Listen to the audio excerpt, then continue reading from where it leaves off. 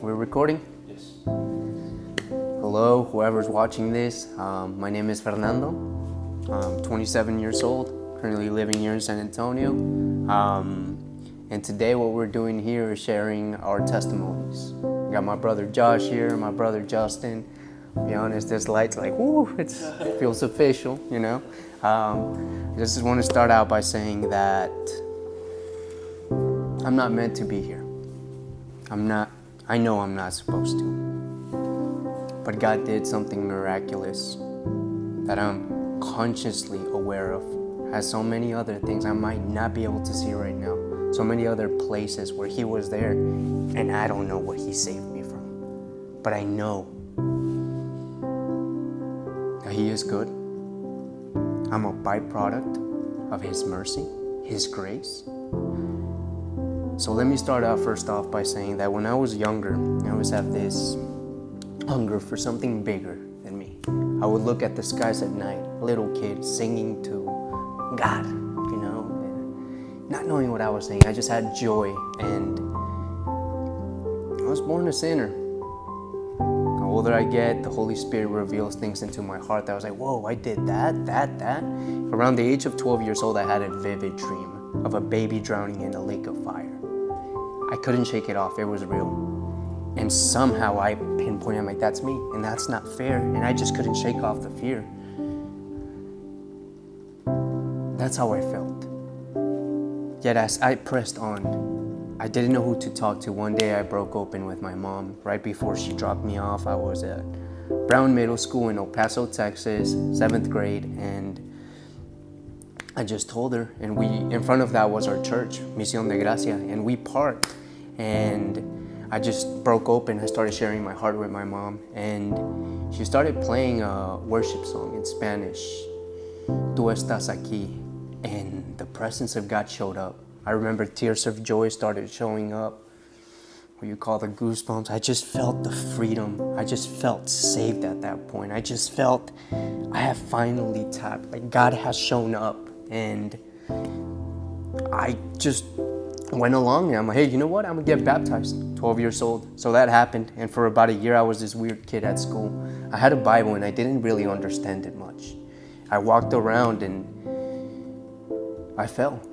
I went for the world. It got to a point where I just started leaving my first love. I went for the world. I went into all kinds of sexual immorality. I started living for the world. And it's around the age of 24 years old where this is 2020 now, COVID's happening, and I started going through a lot. I was living a crazy life, a life that following all the youthful pleasures of the heart, with the impurities, not seeking God for advice. I wasn't living for Him. And funny enough, I always knew He was with me. Like I was confident in Him. When things wouldn't go well, I was like, God, you know? But I didn't have an intimate relationship with Him. And it's at that age, being 24, I started tapping into God. I remember on TikTok just listening to Pastor Stephen Furtick, and it started gravitating within me. I could understand what he was talking about. So I was 1 foot in and 1 foot in the world. 1 foot in with God, 1 in the world. During the day, I was living for God. At night, I was doing the devil's work.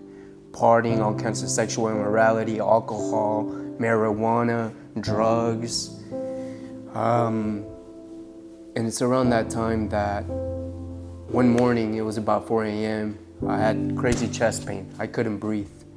I thought I was gonna die. And in all that pain, I remember saying, Dios, Dios, Dios, 3 times, which means God.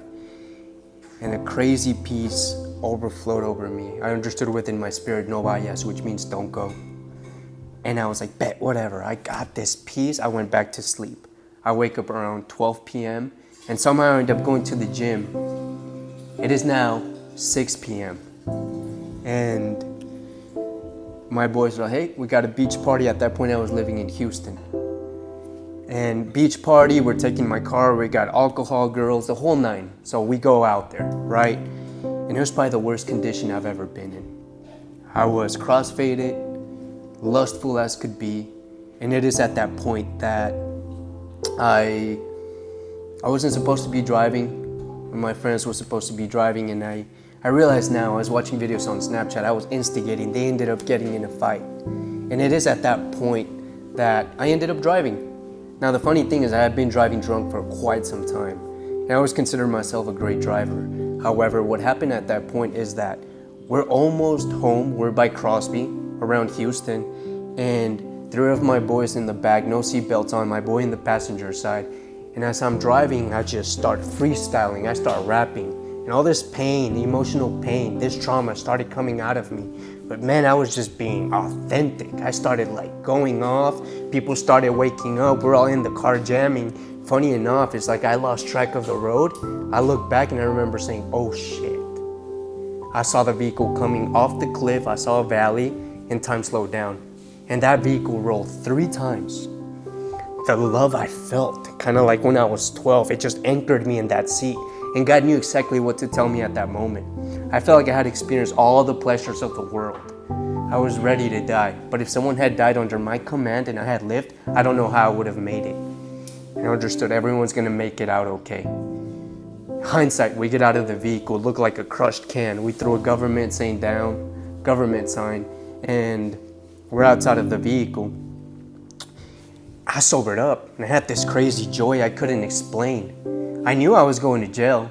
No broken bones or anything. All my friends are alive.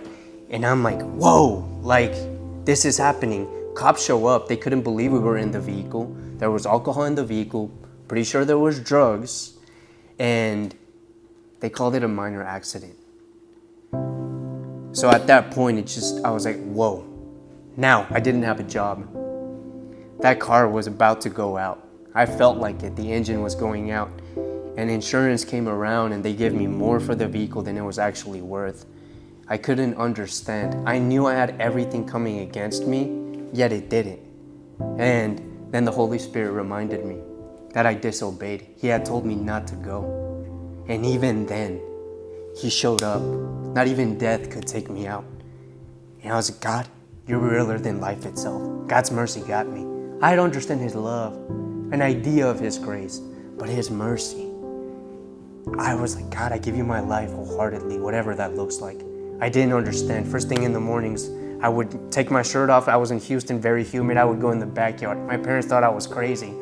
I opened up the Bible, man, and that book started reading me. It was alive. I was like, bro, so many things I had gone in life, and now I could articulate them with the word. And it was like, one day I just kept pressing in, and I was reading a book, spiritual book called The Power of a Decision. And somehow within my spirit, it wasn't necessarily talking about Jesus Christ, but it just hit me. I was like, Jesus Christ, I fell. It's you. And it just got me. And it's from that point forth, it's been a journey. Yet all to say this, I'm a prodigal son. God found me.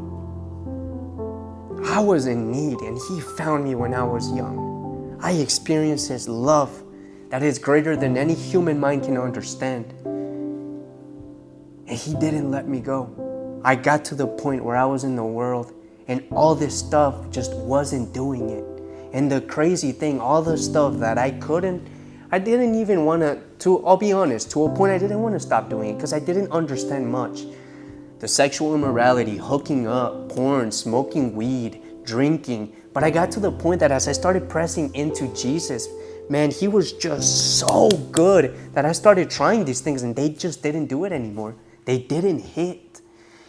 And it's all been God's mercy, man. I was out there thirsty. Maybe I couldn't articulate. My soul was thirsty, but at night I couldn't. I know that some of us smoke weed and there's back pain, all that. I had emotional pain I couldn't articulate at the time. It would just appease things, but I was always looking for something outside to fill me. And what I've realized is that Jesus Christ knows exactly what we need. Eternity is in the hearts of men, and only He can fill that void. The world didn't do it for me. And I'm gonna tell each one of you, I had all these crazy dreams of I would watch rap videos, being out in skyscrapers, nice cars, girls, and it happened. And I'm telling you, it didn't fill me. At night, I just couldn't do it. I couldn't sleep. My soul was empty. I was yearning for more. Like I said, I was ready to just die. But the truth is that we have so much in Jesus Christ. Living waters are found in Him. And there's so much going on in life. And if anything I can say right now is that I am a sinner, saved by grace. And that grace is what allows us to get out of the pit. No other religion in the world will give you this. Only Jesus Christ can free you from sin. We may fall short at times. We still have a fleshly body. But when you're born again, I'm telling you, my friend, that everything you're yearning for is found there. God created you, and He knows exactly how you function. You come to Him exactly as you are. I didn't have to clean up. He didn't find me in a church. Oh no. Wherever you happen to be, Jesus is right there. Just call on His name and He will show up. I love you, whoever's hearing this. You are not alone. And there's other people's going through whatever you may be going through. He loves you and He's there for you. If you hear His voice right now, say, yes, Lord. Only Jesus has the power to save. And my friend, that is everything we've ever needed. This world is so thirsty and doesn't even know it. I love y'all, man. I'll stop there.